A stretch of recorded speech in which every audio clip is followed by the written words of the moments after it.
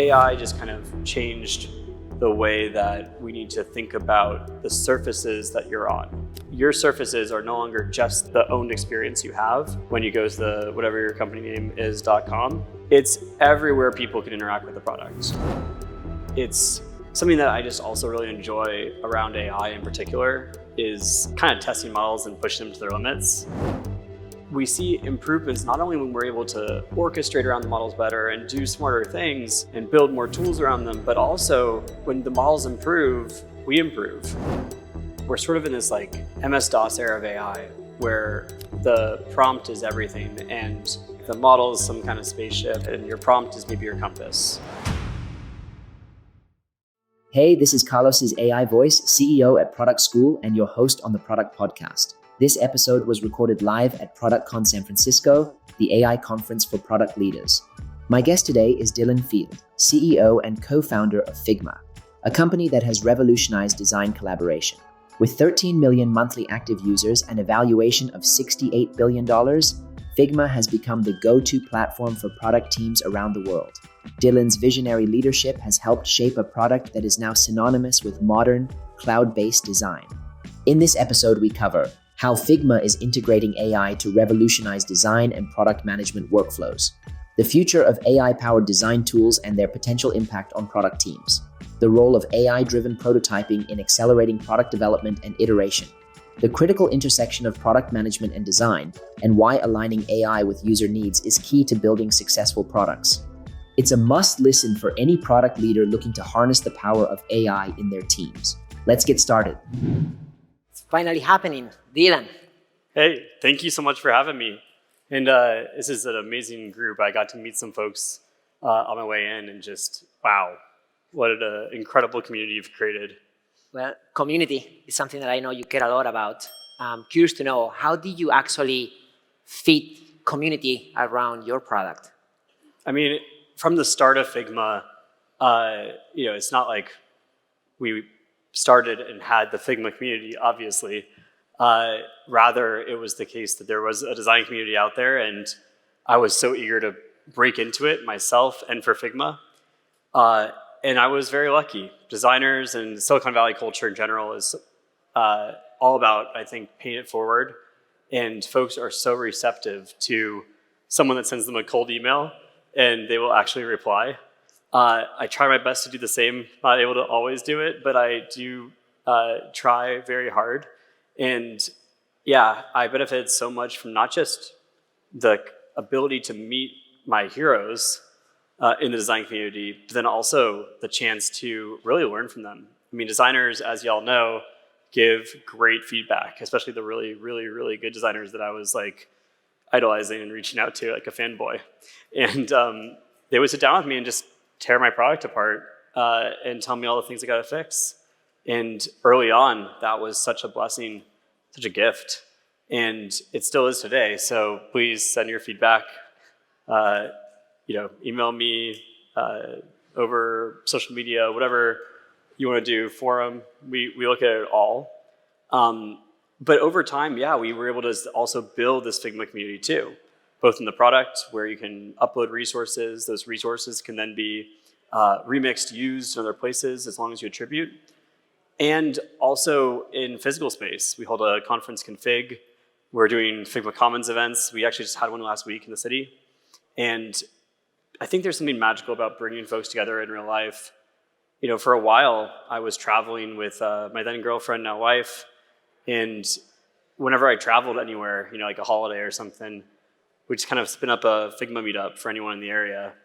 And it was so cool to just get to understand more about globally, not just in the States, but in all sorts of places, what it was that people were thinking about, what they cared about that might be different on our platform. Like Southeast Asia really needs localization of different strings. And that's not a requirement that people think about as much in the US. Definitely not like 10 years ago as much, now maybe more. But Southeast Asia, that came up right away. And also just, being in the room with folks and understanding their situations and how they think about the relationship with software, it's different, and you don't get that context until you actually go talk with folks one-on-one, on the ground, and not in a group setting. Like you can go to pitches and demos for people and show them features and try to convince them to use something, but you really have to get someone one-on-one, I think, to really dive deep. And you definitely come across as one of those founders who still builds and is in the details. I was actually watching some of your latest videos where you are actually doing the demo of some things, and the demo might not be super polished in terms of visual effects, but it's deep in terms of the context and how you're still building. So very curious to know how you kind of protect some of your time to make sure that you can have the opportunity to react to feedback, be your own customer, kind of participate in product reviews, while also attend other responsibilities that kind of come with the territory. Yeah, I'm sure I could be better about this. I'm not your resource for time management. And if any of you have good tips, I'm down to hear them later. But I think it's just so necessary. Like when I can, I try to do like Tuesdays and Thursdays as dedicated product days. Sometimes I spill over to other days to make sure that we're going through everything. Sometimes we're on that cycle. Sometimes we're on cycles where it's more of ad hoc when there's a lot of travel and whatnot. But the ability to just spend time with the team, dig deep into things, and then it's oftentimes night and weekends that I get to actually go play and build and try things out. But if you don't actually use and try to use it, not just in the way that's natural for you, but use it in the way that other people are using it, and you have to understand that, then you don't actually build the intuition you need to give the right feedback to the team. And I think it's something that I just also really enjoy around AI in particular is kind of testing models and pushing them to their limits. So one thing that I do a lot is just kind of a new model drops, and I really like jailbreaking them and getting them to say weird things. I don't know why, but it's just fun for me. And then I send feedback to the labs, and they're all like, "Oh, thank you. That's strange." I don't know. Maybe I'm not. Maybe not like other people do this, but I learn a lot from that. It's like by getting models into these different headspaces and different places, there are lessons to learn that you can then apply to prompting for professional work too. And the more you can understand how to like structure a prompt correctly or get a model to follow a process with reasoning and thinking, I think that's very powerful. And as we develop Figma Make, which was referenced earlier, and I saw some hands go up, so excited that folks in the audience are using that. And for those that are not raising their hands yet, we'll convert you. But yeah, I mean, that's been something that's been so fun to build. And, we see improvements not only when we're able to orchestrate around the models better and do smarter things and build more tools around them, but also like when the models improve, we improve. And that's true, gotta be true across the business, but for Make in particular, it's just stark sometimes how much model improvement can just make that product better. And also, I think that just the prompting strategies that we can help users create or understand or lean into, those are opportunities as well. And we ultimately want to get to a world where, Figma Make and Figma Design are two sides of the same coin. Right now, you can do things that are more granular edits in Figma Make. You can go point to edit. You can go copy from Figma Make into Figma and paste in Figma Design, make edits there, refine, and then bring it right back into Figma Make as part of the prompt. And that's really powerful, but that direct connection is what the ultimate goal is. And there's all sorts of technical specifics about why it takes time to go build that out, and it's not trivial. But that's not what people care about. They just want it to work perfectly, and that's what they deserve. So we're thinking a lot about that, and how do you actually marry these worlds together of code and design in the right ways where you can get the right benefits in the right places. And that's been a really fun journey to be on too. And so much that I get to learn from our team as well about prompting and just AI usage.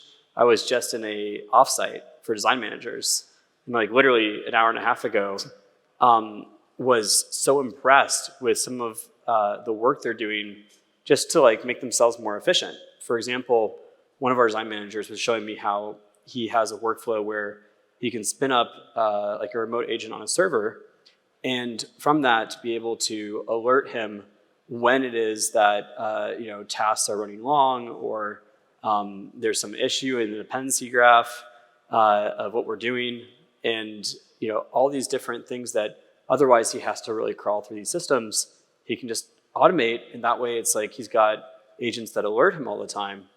And yeah, I think there's just so much possibility right now, but it's not evenly distributed yet. We're all learning these workflows, and even amongst design and PM, I think I'm really excited for how we can get product managers to be able to share more ideas as part of the design process, because as a product manager, you can go and ask your designer, hey, can you make this mock-up flow? And you'll get some version of what you have in your head.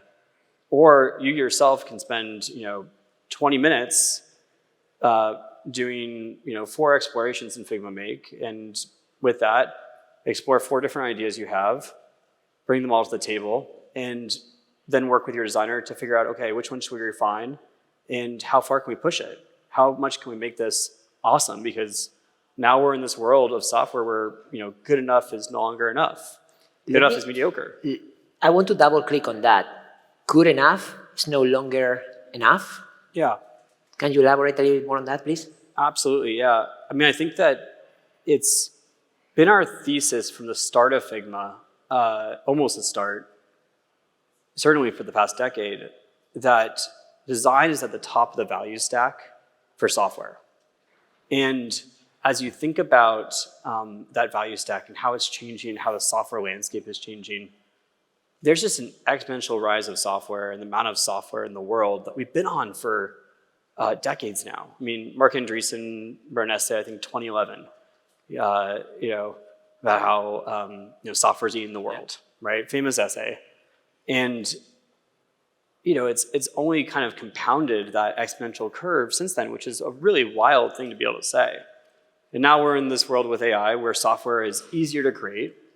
So with that curve going vertical instead of just exponential, what does that mean?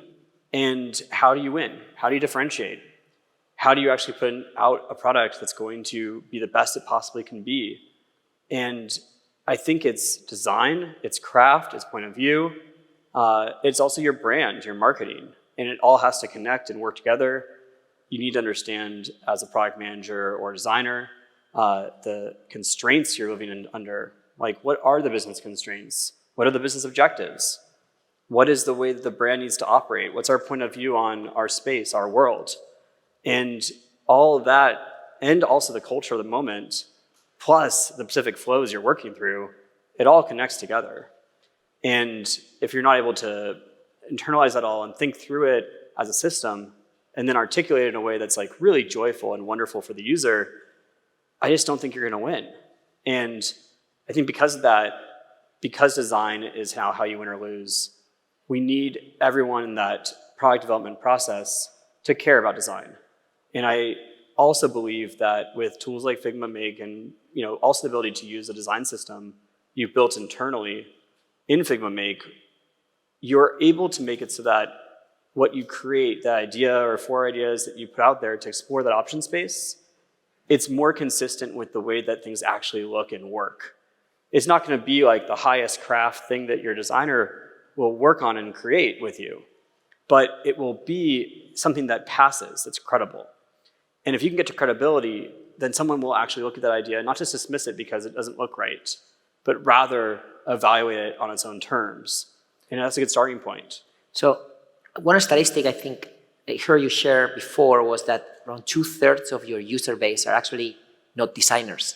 Correct. Extremely surprising to me, because when I think of Figma, I think of design. But I think there's a caveat here. It's not designers, it's design. Design as a craft. Now it's also being used through product in this case. And the audience here are product leaders. And so I'm very curious to know specifically how you are seeing product leaders benefit and make the most out of design, when sometimes design can be misunderstood as something too subjective or even too low level. Mm-hmm. Well, I think that it's interesting, the word subjective even, because I think that's the beauty of design, is that it's non-deterministic, it's not obvious. And that's the art and science of it. It's the opportunity. If it was all just objective and deterministic and clear, Like, we would all be making the same things all the time. It'd be pretty boring, and you'd have no way to differentiate yourself. The possibility to go push the boundaries with design and actually lean into the craft, wherever you're coming from in the org, people should be all thinking about this and figuring out what's the strategy to go do this. That's immense, and it is what can inflect your company, literally. And the distribution of what we're seeing in the market right now is literally all over the place. You've got folks who are just trying to figure out, how do I build my design team? What's a design system? What are best practices? All the way to, literally people that are mirroring and executives and CEOs that are basically going into talent wars for design, just like we're seeing with AI research.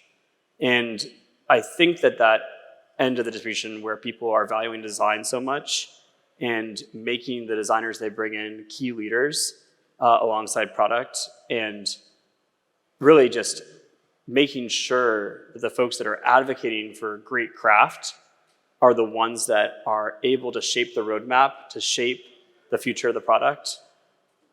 Those are the founders and CEOs that I am very bullish on. I know who they are, and they're the folks that I legitimately think will win. And I think their competition's behind. And so it's really important as a product leader, as a CEO, whoever you are, to be advocating for the voice of design, regardless of where that voice is coming from. Otherwise, I think you're in a rough shape.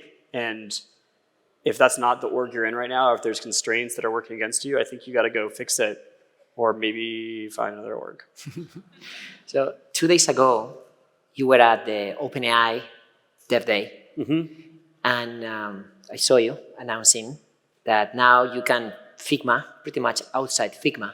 I'd love for you to kind of elaborate a little more on how you are thinking of that as a way to unlock more usage, more ease of usage for design. Yeah, we started with FigJam as an app. So you can now invoke the Figma app through ChatGPT. And I think this is pretty exciting because, first of all, on ecosystem, and because for some folks, I think it's not as intuitive yet, but we're all kind of like learning what this new ecosystem is going to look like.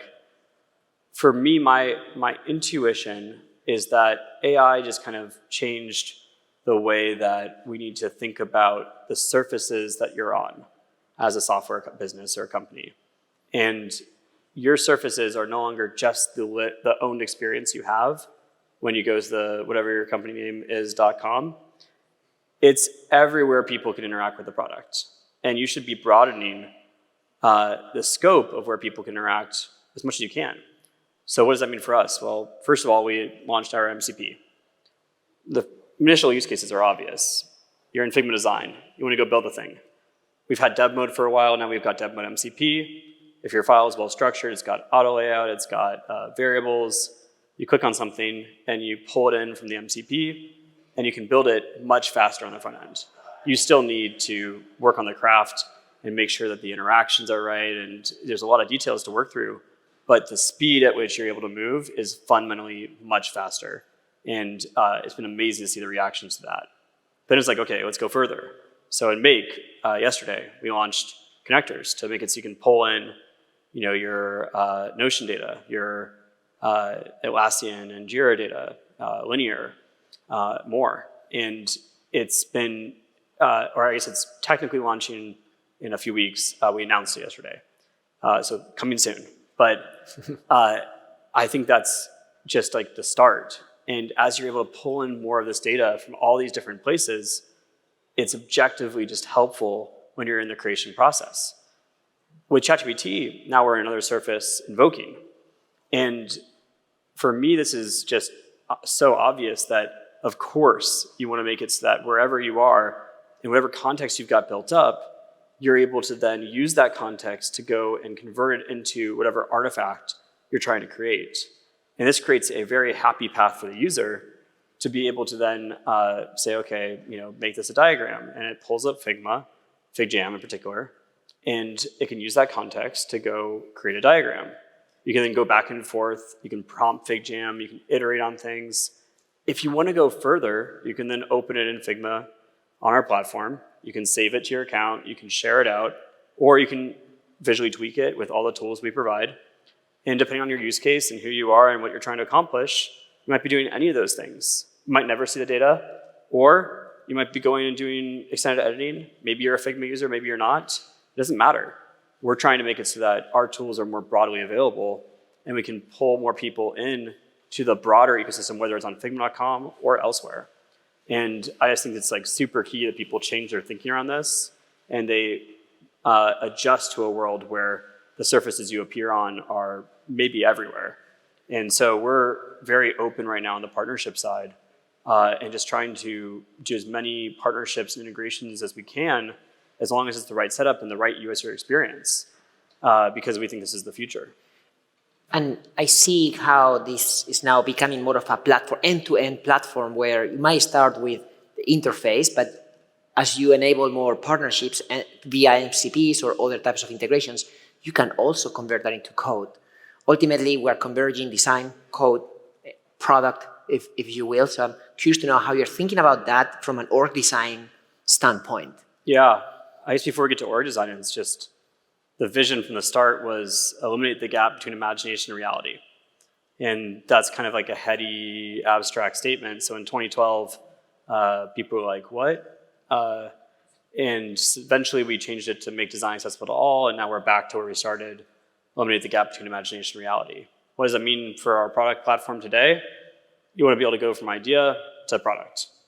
So we offer, of course, like the FigJam, like I just mentioned, for brainstorming, whiteboarding, diagramming use cases, but also with your team, not just individually. And we try to make it fun. That was a key part of building FigJam. Tell me more about that. Like when you say making it fun, what are some ways of delighting the customer? Yeah, well, it's interesting. I mean, FigJam was our second product. So we start with Figma Design, and I'm sure many of you are in the situation where you're working on a company and you're doing product and you are dedicated to like one product and you're not yet a multi-product company. Making that change from one product to two products, it's hard.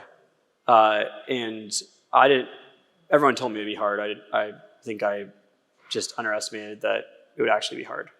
Probably should have listened better. But it's not that it's hard building it necessarily. What's hard is figuring out all the flows and figuring out how to adjust the entire company's operating rhythm and whatnot to support both products. Anyway, it's COVID. I've been arguing for years. We got to have whiteboarding, brainstorming, diagramming surface, because I see these use cases in Figma. And everyone's like, that's nice, Dylan. We got like a huge backlog of customer requests and quality stuff we want to fix. And like, are you sure you want to go dedicate resources to this? And we've got so much we got to do here, and we don't feel like we've won. And it's always like, oh yeah, okay. And then COVID comes, people are changing their behaviors in Figma. They started really treating Figma as a space. So one day Slack went down, for example, and people started to write text boxes in Figma, and it's multiplayer. So they're replying to each other through text boxes. And I'm like, what is happening? This is not what we designed Figma Design for. And don't worry, Slack, like we're not going into your space. But it was also the case that people were just kind of hanging out.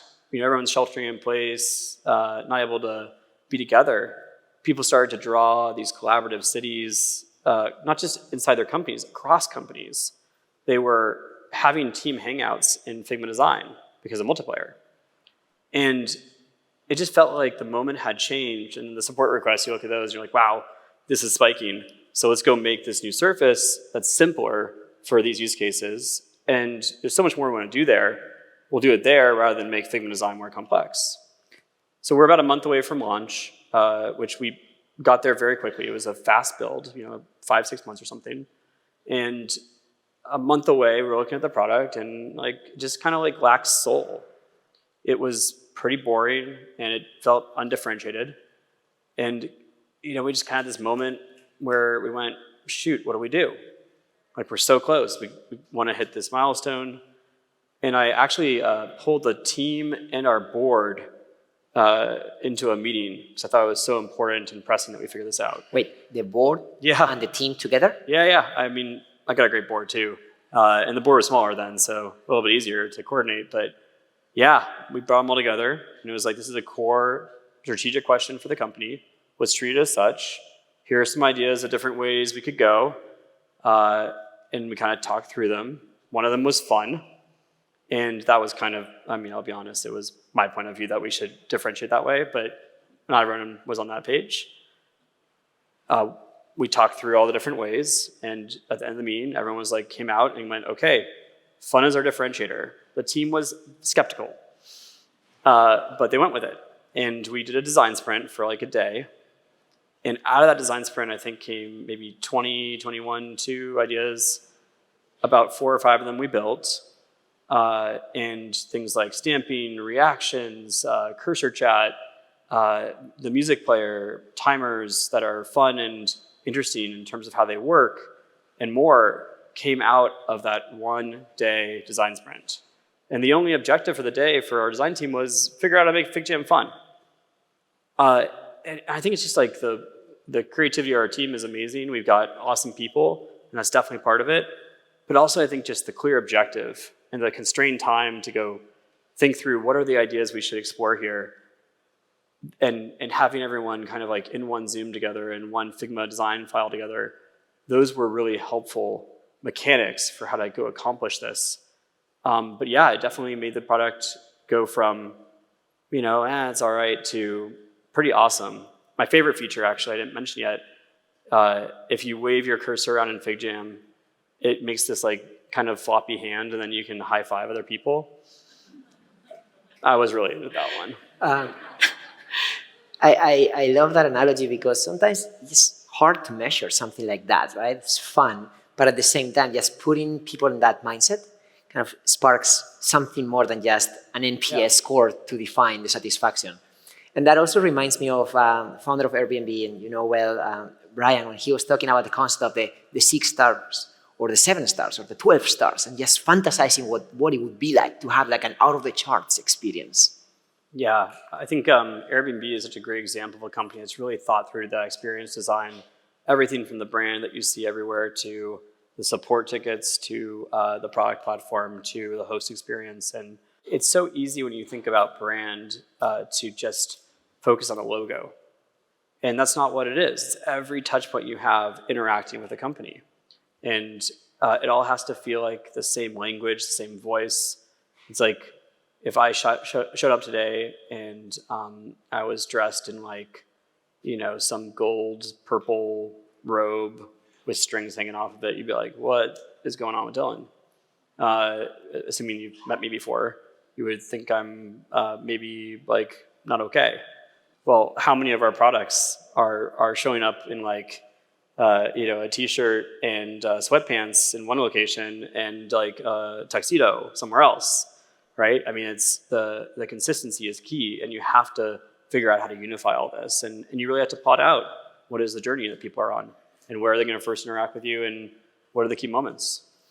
I remember, I love what you said before about users kind of hacking your own product as a way to identify potential new use cases or even new products. Yep. I created calendar invites on Figma way back in the day before FigJam, But I see an evolution of your product. For the longest time, you just had one product.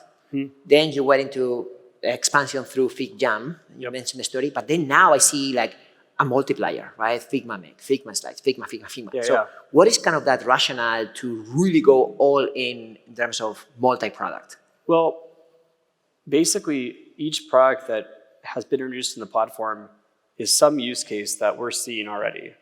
So, talk about FigJam. Figma Slides, I think, is an interesting case study too. We have always done our own slide decks in Figma, like from before it made any sense to, because we just dog food all the time. And at some point, we looked at the numbers, and it was like, wow, this can't be right. Is that true? 5% of our files that are created in Figma Design are slides? And okay, well, if it's like literally that big, this deserves to have its own product surface. And so then we went and made that. And it was actually really cool how it happened. It was, we do these maker weeks. And at Maker Week, it's a week long, we call it a hack week, but it's the entire company. And so that's why we call it Maker Week. And the only instructions for everybody are make Figma better in some way. And one of the teams that came together for Maker Week created Figma slides. And it wasn't like ready to ship, of course, but what you see today is probably a subset of what they showed at Maker Week. It was that expansive in their thinking. And then there was just so much energy about it that I was kind of the opinion of, oh, we got to focus elsewhere. But it just kind of happened. And very quickly, we had launched slides, and Mahika, the PM on the effort, was on stage at Config and poking fun at me because the code name of the project was Flides. Figma slides, Flides. I was like, we're not going to call it Flides. She made sure that was in the keynote and perpetuated as a meme. Yeah, I think it's really cool to think about how do you make this all interoperable. And going forward, then we have introduced so many more products. Dev mode, really came out of this observation that the developers on our platform just weren't as happy as designers. Like literally the NPS, there's a spread. So then we went and first we had a hypothesis of why that might be and what we could do to make them happier. It was wrong. And we did deep research on what is it that developers actually need. Well, the research was not what we expected. It was, they don't like the infinite canvas, which is like the core primitive of Figma design. And they don't always know what to build. Sometimes they build the wrong things and they need access to a lot of their tools and context and information inside of this environment. And then we built out from there after we fixed those issues. But I mean, yeah, it's like you can make assumptions about an audience and they're not always right. So you always have to check. Recently, we've introduced not just Make, but also Figma Buzz, which is another workflow that we've seen around productionizing assets and having ways to create assets in bulk. Figma Draw, this was just, we've long had tons of feedback around vector editing in Figma. How do we make it so that there's a great experience around that? And then Figma Sites, because you want to go all the way to production. You want to get to shipped app or website. And this is a way to do that. So as the more kind of experiments you decide to launch, I guess the higher the risk is for some of them to not go well. So I'm thinking about Google, for example, was very famous for empowering team members to go crazy on a percentage of their time. And then if some of these experiments would graduate to a certain level of maturity, they would literally launch them. Now that you are literally launching a lot of these different products, what is the criteria for you to decide, okay, we're going to continue investing in this and give them a special treatment and take it as a product versus keep it as a feature within an existing product, or even kind of what happens with a flop, when you decide that something doesn't make any sense anymore and you decide to actually kill it? Yep. First of all, I'll admit my bias, which is I'm a grinder. And so I'm always like, okay, the numbers, if they're not there for something, like, great, let's inflect them. And I think that's our natural bias. But so far, we've been very blessed. The numbers have been pretty good. But also, I think even, like FigJam is a good example again, because we looked at the growth curve for FigJam. And it was just different than Figma design. Like, the use case is different. You're not brainstorming with your team every day. I mean, Figma design, if you're a designer or a product manager who's doing design tasks, you might be in there all day long. FigJam, that's rare. And so you have to think about each product a little differently and understand the mechanics of how they're used in order to evaluate how well they're working. But you also get into the details. It's like, okay, for FigJam, if you're a product manager or researcher trying to invite a lot of people into your space, like, yeah, you need to have a way to do that so that they don't have to go do the same auth flow. And you also have to meet the needs of enterprise and make sure that they can lock that down if they want to. And so you really have to understand the custom requirements of what you're building. And every product is different. And as we span more personas, as we span more use cases, all of which aid designers and design lifecycle, we really need to make sure that we're all crystal clear, both on the product side and engineering side and design side, where we have functional organizations, and it's easy to say, we all are thinking the same way about the same things, or it's on the go-to-market side where you do have to address strategy too. and you have to pick up on this stuff very quickly, always have your ear to the ground, and make sure that you are treating each product as an individual product rather than trying to assume you know all this stuff from the other things you've created. And then I think it's also just very exciting to use these new spaces as ways to learn and play and kind of just push things forward. Like Figma design, if we interrupt your workflow with some cute FigJam feature, you'll be pissed off because you're trying to get something done right now, and that's like an efficiency loss. And we hear this from users. Like, yeah. They tell us very vocally, like, don't do that. But if you have other surfaces, then you can go try to explore more. So yeah, I get very excited about that. And then also, I think we always have to be cautious and aware of how things are changing. Cell splits, where you're taking one product and you're taking out use cases and pulling them into new use cases and other surfaces. That is one thing. But then we haven't had this yet, but I know that at some point we'll be doing that, cell merge. And some of the surfaces that we have will need to come together as workflows, as the ecosystem changes, and that'll be something we have to navigate too. So from a go-to-market perspective, as you increase the number of products, and some of those, if not all of the products have AI infused, pricing becomes much more complex, right? We can start thinking in terms of bundling, which can provide some volume discounts and whatnot.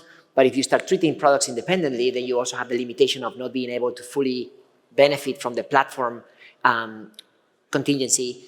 And then with AI, like if you just price per seat, you're kind of limiting, also capping your potential if some people really want to use more products. So how are you kind of combining all of that in order to price your portfolio of products? Yeah, we've announced, but we haven't enforced yet a credit model for AI. The reason we haven't enforced it yet is actually dotting the I's, crossing the T's, and making sure the billing systems are all working perfectly is a larger task than you might expect. And our billing team is awesome, so kudos to them. But yeah, I would say that the most important thing that I've been telling our team on repeat, to the point where they're sick of it now, is, first of all, our AI products have to be good. There was certainly an era in Silicon Valley, which maybe is still happening, I won't make comments, where everyone's kind of like, yeah, let's sprinkle some AI fairy dust on this and it'll sell better. And I did not want us to be in that world. It's like, we either create utility or we don't. If we don't, it's not shipping. And we have to hold a bar. And things change, right? So as models get better, that bar might go up, and then we have to reevaluate. Do you kill a feature? Do you take it out? And it's some conversations that we were having. I think that overall, assuming that things are good and adding value, the incentive has to be aligned. For us, for our user, for the people that are in procurement and really care about deterministic budgets, like, you have to make it so that everyone is incentivized to be using the AI more if it's creating value. And if you can't get to that incentive system, then you've done something wrong, probably. Mm-hmm. And just to wrap this up, I want to take us to the future a little bit. Yeah. The interface today in AI seems to be pretty much prompt, which it's very practical, we're used to it, but it seems almost limiting, right? So how are you thinking about the interaction with AI, especially from a design standpoint, beyond just the prompt? Yeah, I think that we're sort of in this like MS-DOS era of AI where the prompt is everything. And I don't know, the metaphor in my head is like the model is some kind of spaceship and you got a way to interact with it, and your prompt is maybe your compass. But the compass has, some unknown, very large n number of dimensions. And how do you actually use that compass across n dimensions? Well, right now the best tool we've got is language. But if you instead are looking at a specific use case, and the span of what people are trying to do with that use case, again, going back to earlier in the conversation, you look at how people prompt, and you really study it, and you watch their behavior, it is so diverse. How do you make it so that you can actually expose a particular use case through an interface where there is a more intuitive way to steer that spaceship. I think that's unexplored territory. I haven't seen anyone really make advances there yet. And also I know it's coming. And it's something that I'm excited to explore at Figma, but also we're at a moment where we have to meet people where they are too. And so, I'm not sure when it'll come for us, for others, but like I'm very excited about the interface innovations that will occur on the prompting layer, on the agent layer. I don't even know if agents will be a layer. I think it might just be like side by side. And overall, just all the surfaces that will need to be designed, thought through as part of an overall system for your product, how folks will be able to navigate those challenges and how we can help them. Thank you, Dylan. Let's Thank give it up you. for Dylan. Thanks for having me.